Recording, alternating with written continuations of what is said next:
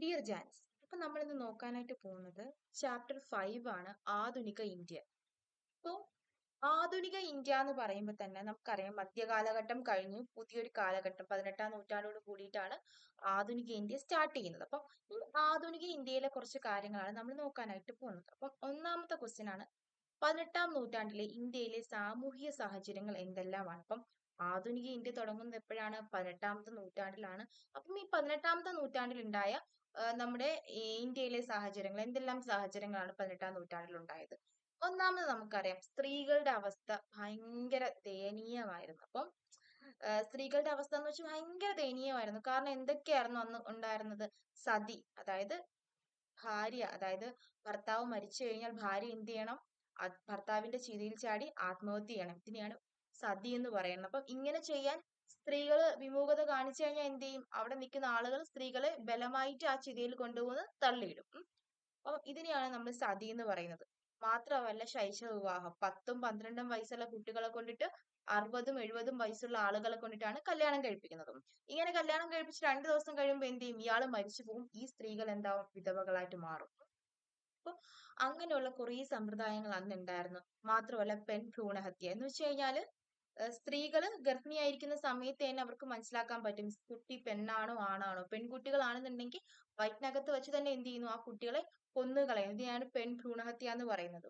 മാത്രമല്ല, സ്ത്രീകൾക്ക് കല്യാണം കഴിച്ചു കഴിഞ്ഞ് അവരെ വീട്ടിൽ വിട്ട് പോയി കഴിഞ്ഞാൽ പിന്നെ അവരുടെ സ്വന്തം വീട്ടിലേക്ക് വരാനോ അവരുടെ സ്വത്തിലെ ഒരു അവകാശം ആർക്കും ഉണ്ടായിരുന്നില്ല, സ്ത്രീകൾക്ക് ഉണ്ടായിരുന്നില്ല. അങ്ങനെ മൊത്തത്തിൽ നോക്കുകയാണെന്നുണ്ടെങ്കിൽ എന്താണ്, സ്ത്രീകളുടെ അവസ്ഥ ഭയങ്കര ദാരുണമായിരുന്നു. മാത്രമല്ല, സ്ത്രീകൾക്ക് ഭർത്താവിന് എന്താണ്? ബഹുഭാര്യത്വം ഉണ്ട്. ഭർത്താവിന് എത്ര വേണമെങ്കിലും കല്യാണം കഴിക്കാം. അത് മാത്രമല്ല, മുസ്ലിം സ്ത്രീകൾക്കിടയിൽ പർദ സിസ്റ്റം കൊണ്ടുവന്നു തുടങ്ങിയ കുറെ അനാചാരങ്ങൾ എവിടെ ഉണ്ടായിരുന്നു? 18ാം നൂറ്റാണ്ടിൽ നമ്മുടെ ഇന്ത്യയിലെ സമൂഹത്തിൽ ഉണ്ടായിരുന്നു. ഇനി നമ്മൾ നോക്കാനായിട്ട് പോയത് സാമൂഹികമായിട്ടുള്ള മതപരമായിട്ടുള്ള പരിഷ്കാരങ്ങൾ, പ്രവർത്തനങ്ങൾ. അപ്പം സാമൂഹികമായിട്ടും മതപരമായിട്ടുള്ള പരിഷ്കാര പ്രവർത്തനങ്ങളാണ് നോക്കുന്നത്. അപ്പൊ നമ്മുടെ ബ്രിട്ടീഷുകാരുടെ കാലഘട്ടത്തിലാണ് ക്രിസ്ത്യൻ പുരോഹിതന്മാർ എന്ത് ചെയ്തത്? നമ്മുടെ ഇന്ത്യയിൽ വന്നിട്ട് അവരുടെ ആ ഒരു വ്യാപനം കുറച്ചും കൂടെ കൂടുന്നത് നമ്മുടെ ബ്രിട്ടീഷുകാരുടെ കാലഘട്ടത്തിലാണ്. മാത്രമല്ല, ബ്രിട്ടീഷുകാരുടെ കാലഘട്ടത്തിൽ നടന്ന വേറൊരു പ്രത്യേകതയാണ് ഇംഗ്ലീഷ് വിദ്യാഭ്യാസം എന്ന് പറയുന്നത്. അപ്പം തന്റെ മക്കൾക്ക് പഠിക്കാൻ വേണ്ടിയിട്ടാണ് ബ്രിട്ടീഷുകാർ ആദ്യം ചെയ്യുന്നത് സ്കൂളും കാര്യങ്ങളെല്ലാം ഉണ്ടാക്കിയത്. മാത്രമല്ല, തനിക്ക് മലയാള ഭാഷ വഴങ്ങത്തില്ലാത്തത് കാരണം ഇംഗ്ലീഷ് എല്ലാവരും പഠിക്കട്ടെ, അതാകുമ്പോൾ നമ്മളുമായിട്ട് കമ്മ്യൂണിക്കേറ്റ് ചെയ്യാൻ പറ്റുമല്ലോ എന്ന് കരുതിയിട്ടാണ് അവർ എന്ത് ചെയ്തത്? ഇംഗ്ലീഷ് ഭാഷ എന്ന് പറഞ്ഞൊരു പുതിയ ഭാഷ കൊണ്ടുവന്നത്. ഇതൊക്കെ എന്ത് ചെയ്തു? പിൽക്കാലത്ത് നമ്മളെപ്പോലുള്ള ഇന്ത്യക്കാർക്ക് വളരെയധികം ഹെൽപ്ഫുൾ ആയിട്ടുണ്ടായിരുന്നു. അതായത് ഇംഗ്ലീഷ് ഭാഷ പഠിക്കുന്നതിനും അതേപോലെ തന്നെ പുറത്തു പോയി ജോലി ചെയ്യാനും ഒക്കെ എന്ത് ചെയ്യും? നമുക്ക് അന്ന് കൊണ്ടുവന്ന ഈ ഭാഷ നമ്മെ സഹായിച്ചിട്ടുണ്ട്. ഓക്കെ. മാത്രമല്ല, അവരെന്ത് ചെയ്തു? നിരവധി അക്ഷരശാലകളും ഒക്കെ എന്ത് ചെയ്തു? തുറന്നു. ഇത് നമ്മൾ നോക്കിയെന്ന് വെച്ചാൽ 19ാം നൂറ്റാണ്ടിലുണ്ടായ പ്രധാനപ്പെട്ട നവോത്ഥാന നായകന്മാരെ പറ്റിയിട്ടാണ് നമ്മൾ ഇനി നോക്കാനായിട്ട് പോകുന്നത്. നമുക്കറിയാം, 19ാം നൂറ്റാണ്ടൊക്കെ എത്തിയ സമയത്ത് എന്താണ് നമ്മുടെ ഇന്ത്യയിൽ നവോത്ഥാന പ്രസ്ഥാനം വന്നു. അതിൽ പ്രധാനപ്പെട്ട ഒരാളാണ് നമ്മുടെ രാജാറാം മോഹൻ റോയ് എന്ന് പറഞ്ഞ മനുഷ്യൻ.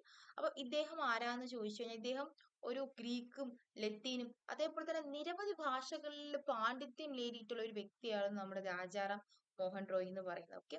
അദ്ദേഹത്തിന്റെ പ്രധാനപ്പെട്ട ലക്ഷ്യം എന്താണെന്ന് ചോദിച്ചാൽ ഹിന്ദു സമൂഹത്തെ പരിഷ്കരിക്കുക. നമുക്കറിയാം, ഹിന്ദു സമൂഹത്തിൽ എന്തൊക്കെ കാര്യങ്ങൾ ഉണ്ടായിരുന്നു? സതി, ശൈശവ വിവാഹം, അതേപോലെ തന്നെ പെൺ ഭ്രൂണഹത്യ, ബഹുഭാര്യത്വം, അങ്ങനെ അങ്ങനെ നിരവധി ദുരാചാരങ്ങൾ എവിടെ ഉണ്ടായിരുന്നു? ഹിന്ദു കമ്മ്യൂണിറ്റിക്കകത്ത് ഉണ്ടായിരുന്നു. ഇതെല്ലാം പരിഷ്കരിക്കുക ആയിരുന്നു അദ്ദേഹത്തിന്റെ മെയിൻ ആയിട്ടുള്ള ലക്ഷ്യം എന്ന് പറയുന്നത്. അങ്ങനെ അന്ന് ബ്രിട്ടീഷുകാരായിരുന്നു നമ്മളെ ഇന്ത്യ ഭരിച്ചത്. അവിടെ ഭരിച്ചിരുന്ന വില്യം ബെന്റിക് പ്രഭുവിന്റെ അടുത്ത് രാജാറാം മോഹൻ റോയ് ചെല്ലുകയും അദ്ദേഹത്തിന്റെ അടുത്ത് കാര്യങ്ങളെല്ലാം പറഞ്ഞപ്പോൾ അദ്ദേഹത്തിന് യുടെ സഹായത്തോടു കൂടി 1889 എന്ത് ചെയ്തത്? സതി എന്ന് പറഞ്ഞ ആ ദുരാചാരം നിർത്തലാക്കിയത്. ഭാര്യ മരിച്ചു കഴിഞ്ഞാൽ, അല്ല, ഭർത്താവ് മരിച്ചു കഴിഞ്ഞാൽ ഭാര്യ ആ ചെതിയിൽ ചാടി മരിക്കണം എന്നുള്ള ആ ഒരു സമ്പ്രദായം നിർത്തിയത് ആരുടെ കാലഘട്ടത്താണ്? വില്യം ബെന്റിക് പ്രഭുവിന്റെ കാലഘട്ടത്താണ്. അന്നൊക്കെ എന്ന് വെച്ചാൽ രാജസ്ഥാനിലും ബംഗാളിലും ഈ ഒരു ആചാരം അത്ര പോപ്പുലർ ആയിട്ടുള്ള ഒരു ആചാരമായിരുന്നു. തുടങ്ങിയ കാര്യങ്ങളാണ് നമ്മൾ രാജാറാം മോഹൻ റോയിയെ പറ്റിയിട്ട് നോക്കാനായിട്ടുള്ളത്.